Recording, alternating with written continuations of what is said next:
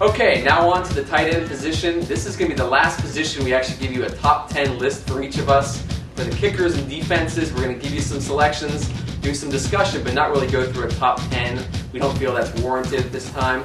Now the tight end position, this is a position, Jason, that's really evolved over the years. Let's discuss in terms of fantasy impact over the past 5 to 10 years how the tight end position has really changed. Sure. We were really talking to each other, thinking back 5-7 years ago, to the point that back then there were only maybe 3 real impact tight ends in fantasy. Those would be maybe Shannon Sharpe, Tony Gonzalez, and maybe somebody else. I'm not sure. Well, yeah, Tony Gonzalez and Shannon Sharpe.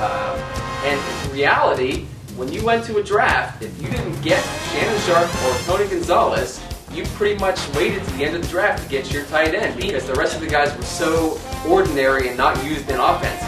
Yeah, and then all of a sudden, when people saw the success of Tony Gonzalez, offensive coordinators started to involve their tight ends in the offenses more. You see players like Antonio Gates just absolutely dominating offensively.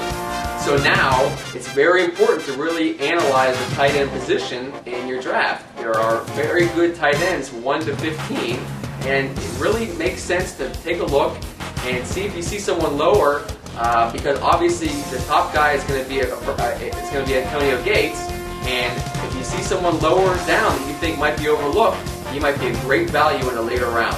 For sure. So Jason, why don't you take us through your top 10 and see what you have. Okay, let's go. At number 10, I have Dallas Clark. Number 9, Ben Watson. 8, Chris Cooley. 7, Vernon Davis. 6, Jason Witten. 5, Kellen Winslow. 4, Todd Heap. 3, Jeremy Shockey. 2, Tony Gonzalez. And 1, Antonio Gates. Okay, now my top 10 list. Here we go. Number 10, I have L.J. Smith, and that's far. I realize he was injured recently, but we're going to still stick him in the top 10. Number 10. Number 9, Dallas Clark. Number 8, Heath Miller. Number 7, Jeremy Shockey. Number 6, Vernon Davis. Number 5, Ben Watson. Number 4, Tony Gonzalez. Number 3, Kellen Winslow. Number 2, Todd Heap. And number 1, obviously, Antonio Gates. Okay, Jeff, and I see that you have Ben Watson ranked 5th. Is that correct? That is correct. A lot of people would say that's maybe a little high for Ben Watson, what with the new wide receivers in New England.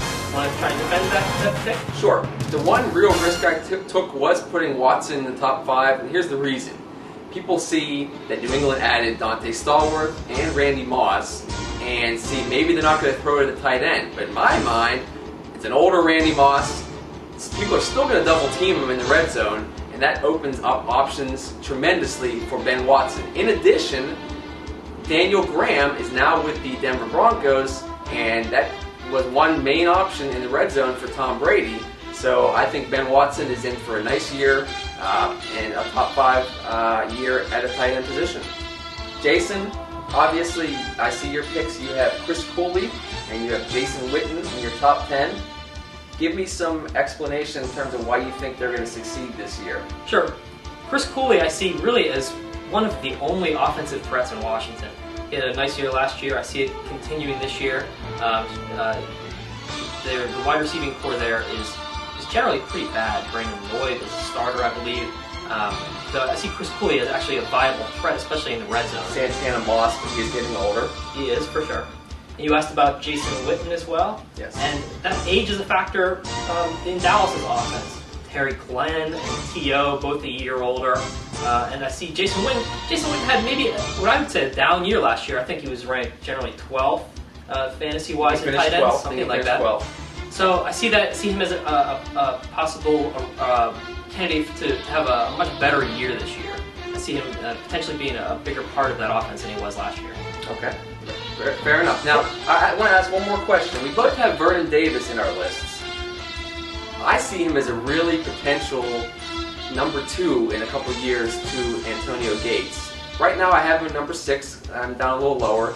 Give me your opinion on Vernon Davis and how he's going to fit into the whole scheme in San Francisco. Well, as you very well know, we had him on our fantasy team last year. We did. And we saw the potential in him, but the injury really put him out. It made him a non-factor. And it was a very big injury, even coming into this year. So, do you think it's going to affect his play? It certainly puts a big question mark next to his name.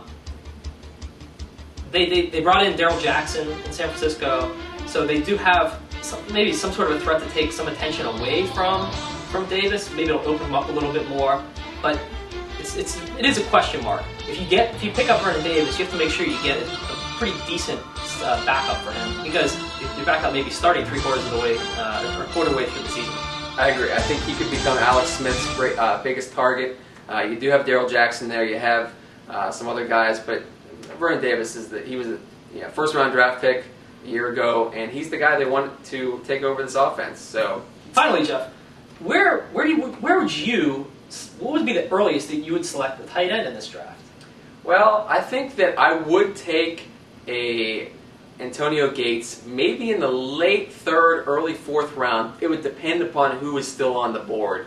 If you have a top 10 wide receiver or a top 10 to 15 running back still on the board, I'd stick with the receiver or the running back, because they're so much more valuable in fantasy football. However, if they're all gone and you're left with basically backups or really shaky guys, I would take a chance on Antonio Gates, just because he is going to be the number one guy, and you can write that into your lineup every week and feel confident with that. And there was a question mark next to his name last year when Phillip Rivers started, but he proved that he's still the go-to guy with Phillip Rivers, with Drew Brees. It doesn't matter. He's the guy in San Diego. He's a stud. So Jeff, you want to take us through your sleepers?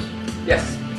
My two sleepers this year are Eric Johnson, who moved down to New Orleans with Drew Brees, and my second sleeper is Owen Daniels in Houston. Now that Matt Schaub is there, I think Daniels has a chance to really thrive in that offense.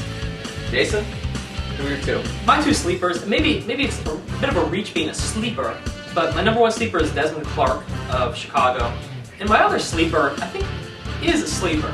That'd be Randy McMichael. Moved to St. Louis, change of scenery. They throw the ball a lot more in St. Louis than they did in Miami. If he can avoid the dropsies like he had last year, I think he could become a target for Bolden. And McMichael really disappointed people. You thought with Dante Culpepper coming down to Miami last year that McMichael was going to be a top 10 tight end, and just everything went downhill in Miami, as we all know. And McMichael's stats suffered. So what a mess down there. Yeah, total mess. Unbelievable. However, Culpepper seems to be doing pretty well in preseason out in Oakland, so you never know. He looked good in preseason last year. He did. Good point. So let's talk about our droppers, our duds this year. Sure, Jeff. Why don't you take us through your drops first? My dropper number one is Algie Crumpler in Atlanta. For obvious reasons, Mr. Vick is no longer there. Joey Harrington. I'll leave it at that. And number two, I have Jason Witten. I don't have as much confidence as my brother does in the Dallas offense. Excuse me. I like the Dallas offense. I just don't like them using Witten as much this year. I see them focusing on the running game with Barber and Jones, and T.O. is the guy. So I don't think Witten is going to really produce too well in that offense. So Jason, why don't you give us your two duds this year? Sure. My two duds, two guys I would avoid, are Algie Crumpler because of the Joey Harrington situation. You just don't know what Harrington's going to be doing there. You have no idea. And I don't like L.J. Smith this year either. Jeff, you like L.J. Smith. You like him as a part of McNabb's arsenal. But his injury questions really make me want to avoid him. Okay, that's fair enough. Sure. I mean, I prefaced my pick at him. I had him much higher. I dropped him down to 10 because of the injury. I think he is a vital part of that offense, but with that groin or that sports hernia injury that's going on right now, you don't know. So I think Vernon Davis has such a huge upside potential that the injury, you can kind of overlook that. But L.J. Smith, I don't feel the same way. So in ending, we're going to say really analyze the tight end picks. Don't be afraid to wait a little longer, but still make sure you get a top producing tight end, because it's vital in fantasy football. It's not the same as it was 7-8 years ago. Every team needs a good tight end on their fantasy team to succeed in your league. And if you have a mediocre tight end, you don't want to be playing against a team with a fantastic tight end, because you can really lose points that way.